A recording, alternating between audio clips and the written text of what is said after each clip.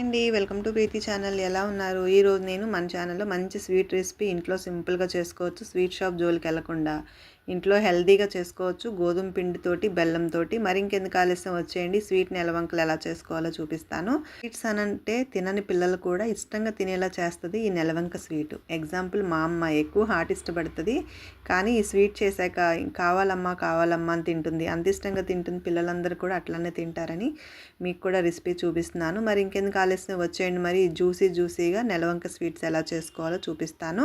Video skip చేయకుండా last వరకు చూసేయండి. మరి ముందుగా ఈ రెసిపీ కోసం ఒక వెడల్పు బౌల్ తీసుకొని 1 కప్పు గోధుమ పిండి తీసుకోవాలి. అందులో కాస్త చిటికెడంత సాల్ట్ వేసుకోవాలి. ఒక 4 స్పూన్స్ వరకు నెయ్యి యాడ్ చేసుకోవాలి. కంపల్సరీ నెయ్యి యాడ్ చేసుకోవాలండి, బటర్ అవి కాకుండా. నెయ్యి యాడ్ చేసుకున్న తర్వాత పిండంతా కూడా బాగా కలిపేసుకోవాలి. నెయ్యి పిండి పట్టేటట్టు కలుపుకోవాలి బాగా.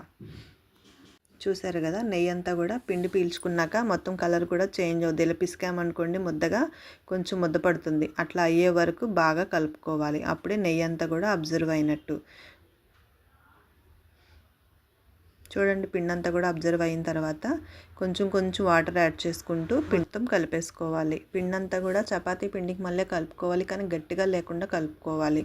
అప్పుడే పిండి అనేది గుల్లగా వస్తుంది. మనము గట్టిగా పిండి వేసి కలిపేసుకున్నాం అనుకోండి గట్టిగా వస్తుంది. కానీ మనకి పాకంలో అబ్జర్వ్ అవ్వాలి కాబట్టి కొంచెం ఇట్లా వాటర్ చెమ్మ చేసుకుంటూ తడుపుకుంటూ కలుపుకోవాలి. ఒకసారి వాటర్ కూడా యాడ్ చేయొద్దు. చూడండి ఎంత స్మూత్గా వచ్చిందో. నెయ్యి యాడ్ చేసాం కదా, ఆటోమేటిక్గా గుల్ల అనేది వచ్చేస్తుంది. టేస్ట్ కూడా బాగుంటుంది. ఇట్లా పిండి మొత్తం కలిపేసుకున్నాక ఒక 10 నిమిషాలు పక్కన పెట్టుకోవాలి. నిమిషాల తర్వాత ఒకసారి పిండి మొత్తం బాగా కలిపేసుకొని ఇట్లా 2 పార్ట్స్ కింద డివైడ్ చేసుకోవాలి. చిన్న బాల్స్ కింద కాకుండా కొంచెం పెద్ద బాల్స్ కింద చేసుకోవాలండి. కాబట్టి 2గా చేసుకున్నాను. ఇప్పుడు ఈ పిండిని పల్చగా కాకుండా కాస్త మందంగా ఒత్తుకోవాలి. చపాతీలకు మళ్ళీ చేసుకోవాలి. పల్చగా అనేది అసలు రాకూడదు. చపాతీ చేసుకున్నాక ఇట్లా ఫోల్డ్ చేసుకుంటూ మళ్ళీ అగైన్ ఒకసారి ట్రై చేస్తే గుల్లగా వస్తాయండి. ఈ లేయర్ ఉంటే సరిపోతుంది. రౌండ్ షేప్ కూడా అవసరం లేదు. ఇట్లా వచ్చిన తర్వాత మన వాటర్ బాటిల్ మూతతో నేను కట్ చేసుకుంటున్నాను నెలవంకలు. లేదంటే మీరు స్టీల్ బాక్స్ మూత అయినా చేసుకోవచ్చు. మరీ పెద్దగా చేసుకోలేదు, నేను చిన్న మూతతోనే చేశాను. ఇవి మనకు పొంగేటప్పటికి సరిపోతాయి. తినడానికి కూడా చాలా బాగుంటుంది కలర్ఫుల్గా.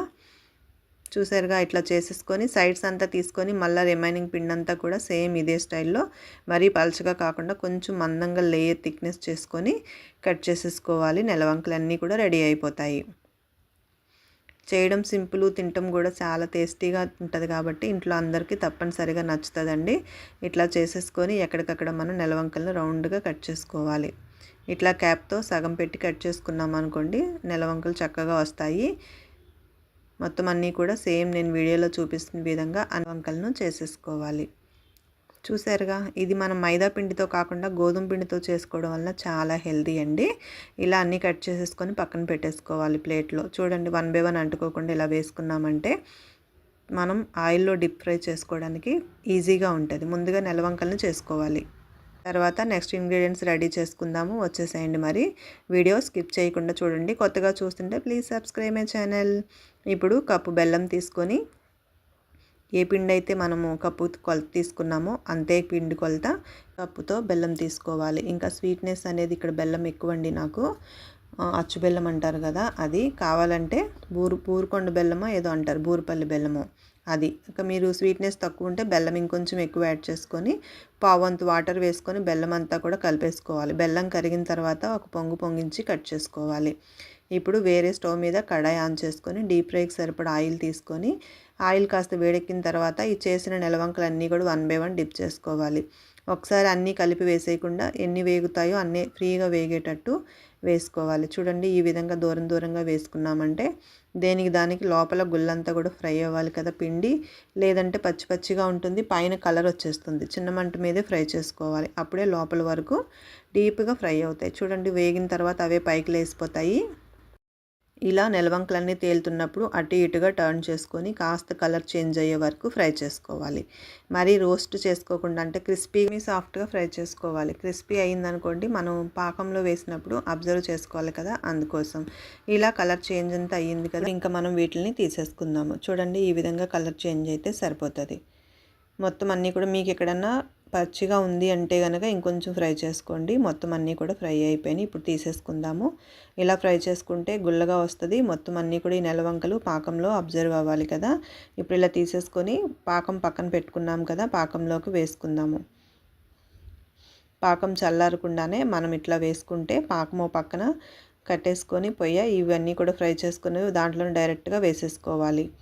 ఎందుకంటే పాకం చల్లారితే కనుక ఇవి పీల్చుకోవు. ఇప్పుడు పాకంని పక్కన పెట్టుకొని ఇవన్నీ కూడా నెలవంకల ప్లేట్లో వేసుకొని ఇట్లా పాకాన్ని స్ట్రైనర్తో వడకట్టుకోవాలి. ఇలా వడకట్టుకోవడం వల్ల బెల్లం పాకంలో ఏదన్నా ఉంటే కూడా పక్కకు తీసుకోవచ్చు. నెలవంకల మీద డైరెక్ట్గా మనం పాకాన్ని వేసేసుకున్నాం కదా. ఇప్పుడు స్పూన్తో 1 బై 1 జస్ట్ టర్న్ చేసుకోవాలి. ఆ వేడి చల్లారక ముందే అటు ఇటుగా డిప్ చేసుకుంటూ టర్న్ చేసుకోవాలి. ఇప్పుడు రెండో వాయి కూడా ఫ్రై అయిపోయింది. అవి కూడా తీసుకొచ్చేసి దీంట్లో వేసేసుకుంటే సరిపోతుందండి. ఈ బెల్లం పాకం అనేది మరీ థిక్గా కాకుండా మరీ పలుచగా కాకుండా వేసుకోవాలి. చూసారుగా మిగిలిన నెలవంకల్ని కూడా వేసేసుకున్నాను. ఇవి కూడా అటు ఇటు టర్న్ చేసుకోవాలి. ముందు వేసిన వాయికి తర్వాత వేసిన వాటికి డిఫరెన్స్ తెలుస్తుంది చూసారా. అంటే అవి ఇంకా పాకాన్ని అబ్జర్వ్ చేసుకోవాలి. ఫస్ట్ ఇవి లావుగా వచ్చినాయి, ఇవి కూడా అబ్జర్వ్ చేసుకుంటే సేమ్ అట్లానే వస్తాయి. మొత్తం అంతా పాకం పీల్చుకొని ఈ నెలవంకలు అనేవి చాలా జ్యూసీగా తయారవుతాయి. మరి ఇంకెందుకు ఆలస్యం, మీరు కూడా ఈ రెసిపీ ట్రై చేసేయండి. ఈ రెసిపీ మీకు ఎలా అనిపించిందో కామెంట్ చేయండి. బెల్లం తింటే పిల్లలకి చాలా హెల్తీ కదండి, నడుం బలం కూడా. గోధుమ పిండితో చేసాం కాబట్టి హెల్తీయే. ఇప్పుడు ఇవన్నీ కూడా అబ్జర్వ్ చేసుకున్నాయి. నెలవంకలన్నీ కూడా రెడీ అయిపోయినాయి తినడానికి. ఇట్లా స్పూన్తో వేసుకున్నామంటే నోట్లో గులాబ్ జామ్ కూడా దీని ముందు పనిచేయదు, అంత బాగుంటుంది. మరి మీరేమంటారు నా ఈ మాటకు? మీరు కూడా కామెంట్ రూపంలో తెలియచేయండి. లైక్ చేయండి. కొత్తగా చూస్తుంటే please subscribe my channel. Like చేసేటప్పుడు హైప్ వస్తే హైప్ ఇచ్చేసేయండి. Thank you for watching. మీరు కూడా రెసిపీని ట్రై చేసి కామెంట్ చేయండి. మీకు ఎలా కుదిరిందో. లైక్ చేస్తారు కదా, కామెంట్ ఇవ్వండి. Thank you.